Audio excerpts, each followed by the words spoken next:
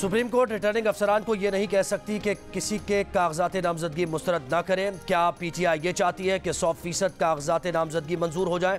Chief justice काजी फायज ईसा के level playing field case में remarks.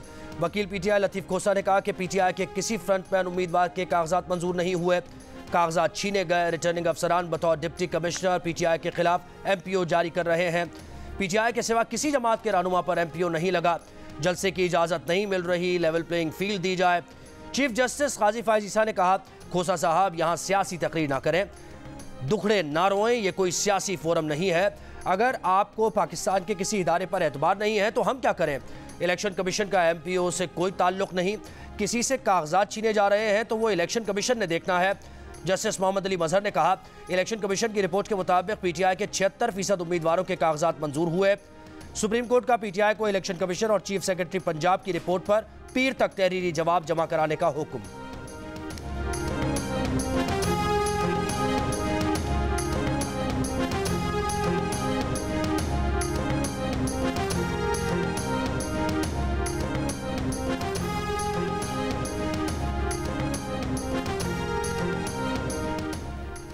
PTI को बल्ले का इंतखाबी निशान वापस मिलेगा या नहीं मिलेगा? सुप्रीम कोर्ट 10 जनवरी को तहरीक इंसाफ की अपील सुनेगी।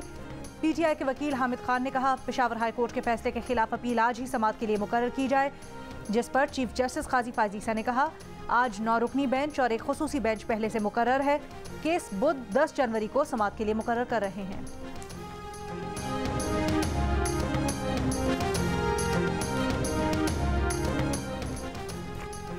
साबिक वज़ीर आज़म जुल्फ़िकार अली भुट्टो की सज़ाए मौत के खिलाफ सदारती रेफरेंस पर सुप्रीम कोर्ट में समाअत। जुल्फ़िकार अली भुट्टो के पोते जुल्फ़िकार जूनियर और फातिमा भुट्टो भी फरीक बन गए।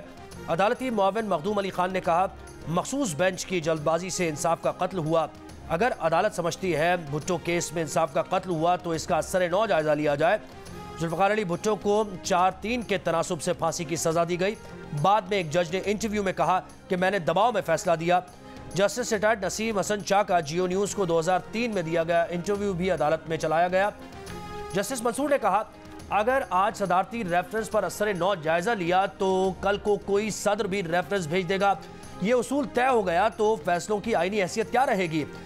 चीफ जस्टिस काजी फायज ईसा ने कहा, कल कोई सेशन जज जुल्फ़िकार अली भुट्टो केस के फैसले के तहत ट्रायल कर दे, फिर क्या होगा?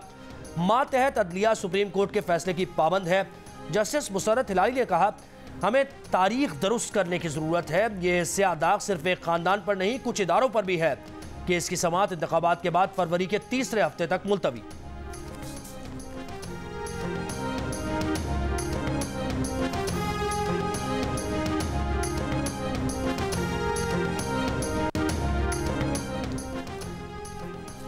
सियासी इख्तलाफ होना चाहिए, जाती दुश्मनी नहीं। PTI इक़्तिदार में आई तो फैशिस्ट रियासत बनाएगी। चेयरमैन पीपल्स पार्टी बिलावल भुट्टो ज़रदारी की मीडिया से गुफ्तगू, कहा, हमारे केसेस पर बानी तहरीक इंसाफ कहते थे इदारे आज़ाद हैं, खुद इनका सामना करो। क्या बानी तहरीक इंसाफ का मौक़िफ़ तब्दील हुआ? सबसे पहले बानी तहरीक इंसाफ को तौबा करनी पड़ेगी, वो खुद अपनी गलती माने। हम ज़ाती अना को दफन करके बेहतर मुस्तकबिल की तरफ जा सकते हैं। तमाम स्टेक होल्डर्स को अपनी गलतियाँ माननी चाहिए। बिलावल ने मजीद कहा कि आम इंतखाबात 8 फरवरी को ही होंगे। चीफ जस्टिस ने कहा है कि इलेक्शन की तारीख पत्थर पर लकीर है। चीफ जस्टिस की बात ज्यादा वजनी है या चंद सिलेक्टर्स की? अक़वाम मुत्तहिदा से भी करारदाद पास करवा ले, फिर भी इंतखाबात 8 फरवरी को ही होंगे। सब वोट डालने की तैयारी पकड़े।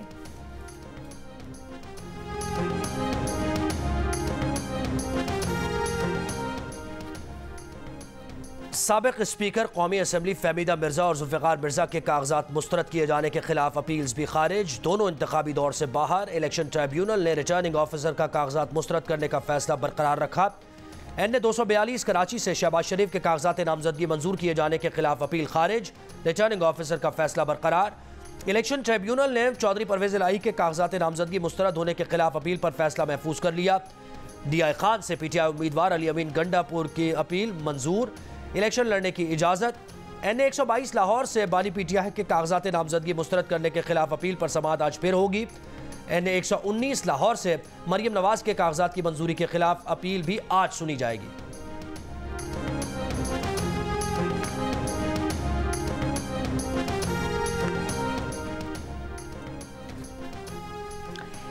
तहरीक इंसाफ आज या कल टिकटों की तकसीम और नामजद उम्मीदवारों का ऐलान करेगी। रहनुमा PTI बैरिस्टर अली जफर का कहना है ये फैसला और मंजूरी हो चुकी है कि कौन कहाँ इंतखाब लड़ रहा है। वकला की बड़ी तादाद को टिकटें दी जा रही हैं। महज 1 या 2% नशिस्तों पर कुछ मामलात हैं जो तय होने हैं। पेशावर हाई कोर्ट के फैसले और अदालती हुक्मनामे के साथ ही ऐलान हो जाएगा।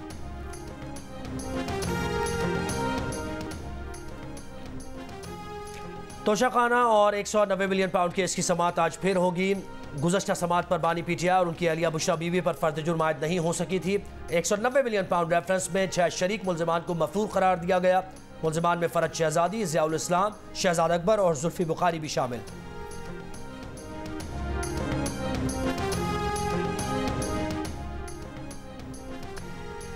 बाजोड़ में दहशतगर्दी के वाक़े में शहीद 5 पुलिस एहलकारों की नमाज जनाजा अदा कर दी गई। तहसील मामून में पुलिस ट्रक को पोलियो टीम की सिक्योरिटी के लिए जाते हुए धमाका खेज मवाद से निशाना बनाया गया।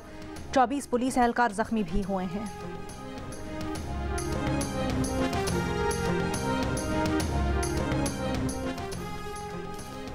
पेशावर कचहरी में फायरिंग से 3 अफराद जख्मी, मुलजिम गिरफ्तार। पुलिस का कहना है कि फायरिंग करने वाला वकील के लिबास में सेशन कोर्ट आया। फायरिंग जाती दुश्मनी का वाकया लगती है। दुनिया के मुख्तलिफ मुल्कों में फैलने वाले कोरोना JN1 वेरिएंट के 4 केसेस पाकिस्तान में भी सामने आ गए। तर्जुमान वजारत सेहत का कहना है कि चारों अफराद में हल्की अलामात हैं, बगैर किसी पेचीदगी के सेहतयाब हो गए। निगरां वजीर सेहत का कहना है कि सूरत हाल की कड़ी निगरानी की जा रही है। इंटरनेशनल एयरपोर्ट्स और तमाम दाखिली और खारजी रास्तों पर स्क्रीनिंग का मौसर निज़ाम मौजूद है। सर्दियों में कोविड या फ्लू जैसी बीमारी के फैलाव से बचने के लिए मास्क, फासला और दीगर एहतियाती तदाबीर इख्तियार करें।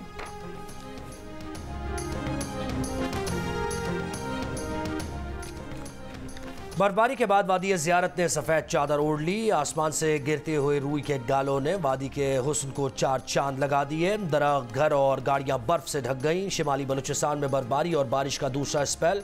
कान में तरजई और तोबा काकड़ी में भी बर्फबारी। कोचा में हल्की बारिश। चमन, खला अब्दुल्ला, पशीन, मुस्लिम बाग, नोशकी और चाकी में मूसलाधार बारिश। पहाड़ी नदी नालों में तुगयानी। आज बालाई खैबर पख्तूनख्वा, खित्ता पोटोहार, गिलगित बल्तिस्तान और कश्मीर में हल्की बारिश की पेशगोई। रावलपिंडी, इस्लामाबाद समेत पंजाब के PK और बालाई सिंध में आज भी शदीद धुंध से फ्लाइट ऑपरेशन और ट्रैफिक मुतासिर रही।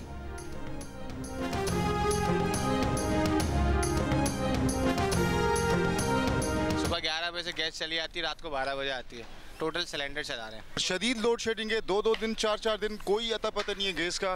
गैस कभी कभार आता है पर बिल बराबर आता है, अल्लाह का शुक्र है। रात को आएगी 2 बजे, 4 बजे, 5 बजे चली आएगी। ऐसे ही होता है, बस दिन भर तो गैस नहीं होती। कंप्लेन करो तो कहते हैं आएगी नहीं, अभी तो ठंड है, ये है वो है। सर्दी की लहर और उस पर गैस गायब। कराची के मुख्तलिफ इलाकों में गैस की गैर एलानिया और एलानिया लोड मैनेजमेंट का सिलसिला जारी। शहरियों का कहना है कि घरों पर गैस तो नहीं आ रही, लेकिन गैस के जायद बिल जरूर आ रहे हैं।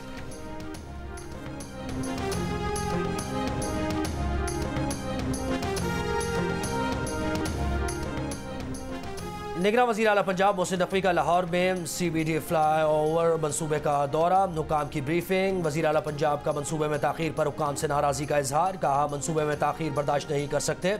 इलेक्शन से पहले मुकम्मल करने की हिदायत। इससे कबल निगरां वज़ीर आला पंजाब का मनामा में मेयो कैंसर अस्पताल को भी जनवरी में मुकम्मल करने का हुक्म। कहा पंजाब में सरकारी सतह पर कैंसर का एक भी अस्पताल नहीं। कोशिश है स्टेट ऑफ द आर्ट अस्पताल बनाया जाए।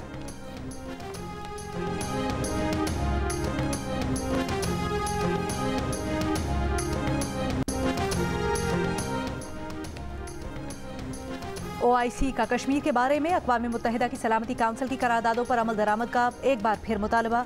OIC के जनरल सेक्रेटेरिएट की जानिब से जारी बयान में कहा गया है कि OIC आलमी बरादरी पर जोर देती है कि वो अक़वाम मुत्तहिदा की करारदादों पर अमल दरामद को यकीनी बनाए।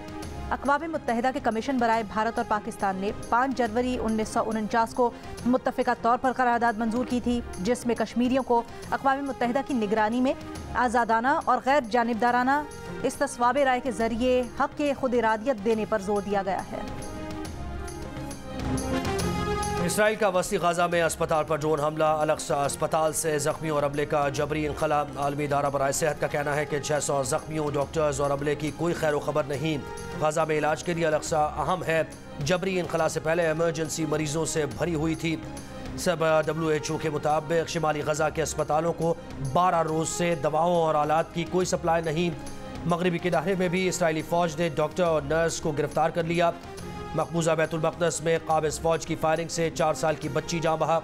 वस्ती गजा के इलाके देर अल बलाह में घर पर हमले में 8 फ़लस्तीनी शहीद। यूनिसेफ के मुताबिक गजा में हर रोज़ 10 से ज़्यादा बच्चे मुख्तलिफ आज़ा से महरूम हो रहे हैं।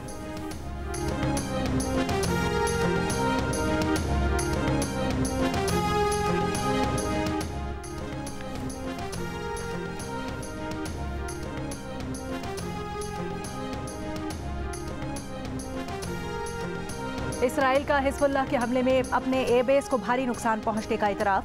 शिमाली इसराइल में मैरून बेस पर हिजबुल्लाह ने 62 रॉकेट दागे थे। इसराइली अखबार का कहना है कि इसराइल के पास हिजबुल्लाह के एंटी टैंक रॉकेट का कोई तोड़ नहीं। हिजबुल्लाह का इसराइली कस्बे अलमताला के नज़दीक इसराइली फ़ौजियों पर मिसाइल हमला, मुतअद्दिद इसराइली फ़ौजियों के हलाक और ज़ख्मी होने की इत्तला, एक इसराइली टैंक तबाह।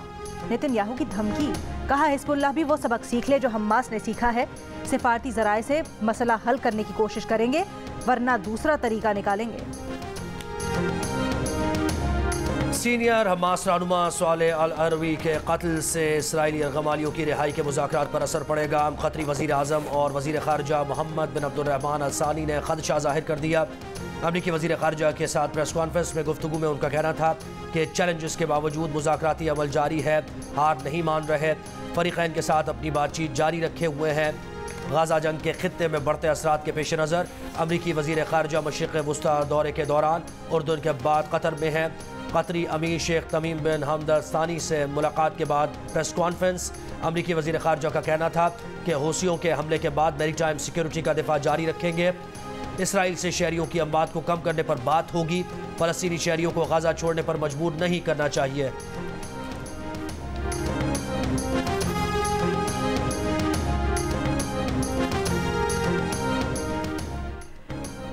ग्यारह और 12 जनवरी को आलमी अदालत इंसाफ में फ़लस्तीनियों के खिलाफ इसराइली जंगी जराइम के मुकदमे की समाअत के आगाज़ के साथ साइबर इंतिफादा की तहरीक चलाई जाए।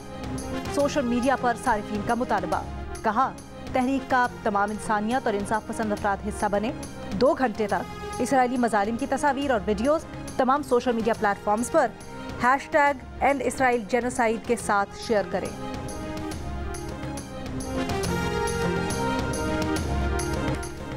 भारतीय सुप्रीम कोर्ट ने बिल्किस बानो केस में उम्र कैद की सजा पाने वाले 11 मुजरिमों की माफ़ी मनसूख कर दी। फैसले में कहा गया है कि गुजरात हुकूमत का बिल्किस बानो केस के मुजरिमों की माफ़ी का फैसला ताकत और इख्तियारात के गलत इस्तेमाल की एक मिसाल है।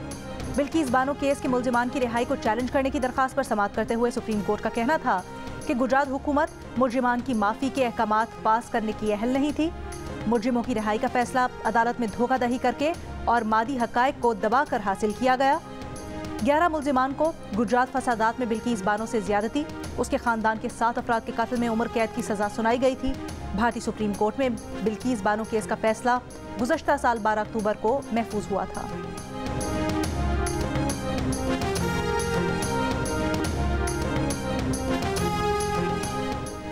भारत के वज़ीर आज़म नरेंद्र मोदी का तमस्खुर उड़ाने पर मालदीव के 3 वज़रा मुअत्तल। मालदीव के हाई कमिश्नर इब्राहिम शोएब भारतीय दफ्तर ख़ारजा तलब।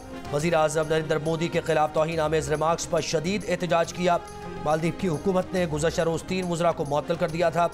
मालदीव की नौजवानों के उमूर के नायब वज़ीर मरियम शऊबा ने चंद रोज़ कबल एक सोशल मीडिया पोस्ट में भारतीय वज़ीर आज़म नरेंद्र मोदी को इसराइल की कठपुतली करार देते हुए कहा था कि वो मस्खरे हैं।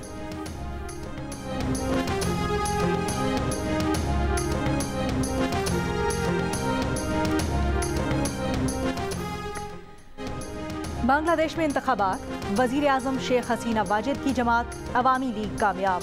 बांग्लादेशी तर्जुमान इलेक्शन कमीशन का कहना है कि अवामी लीग ने 300 से ज़ायद नशिस्तों वाली पार्लियामेंट में 220 नशिस्तें हासिल की।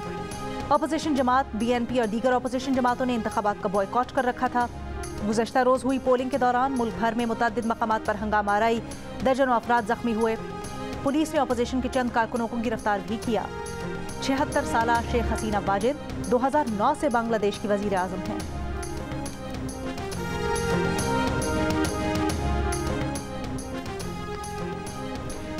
कौमी टीम शाहीन शाह अफरीदी की क़यादत में न्यूजीलैंड पहुंच गई। ग्रीन शर्ट्स एक दिन आराम के बाद कल से ट्रेनिंग का आगाज़ करेंगे।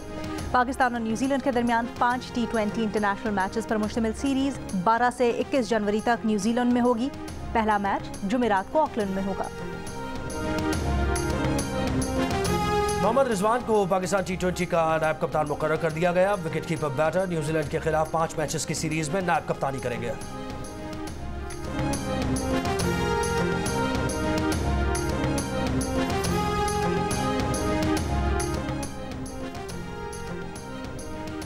Wicket keeper batter Mohammad Rizwan का खवातीन के साथ हाथ मिलाने से इनकार। सोशल मीडिया पर विकेट कीपर बल्लेबाज को शदीद तनकीद का सामना। ग्लेन मैग्रा फाउंडेशन के लिए सिडनी में होने वाली तकरीब में पाकिस्तान टीम के दीगर खिलाड़ियों ने खवातीन से हाथ मिलाया, लेकिन मोहम्मद रिजवान थोड़े दूर रहे। इससे कबल भी रिजवान खवातीन फैंस के साथ हाथ मिलाने और सेल्फी बनवाने से इनकार कर चुके हैं। एशियन शूटिंग चैंपियनशिप में पाकिस्तान की कशमाला तलत की बेहतरीन कारकर्दगी, सिल्वर मेडल जीत लिया। पेरिस ओलंपिक्स में भी जगह बना ली। कशमाला तलत पेरिस ओलंपिक्स के लिए क्वालिफाई करने वाली तीसरी पाकिस्तानी शूटर है।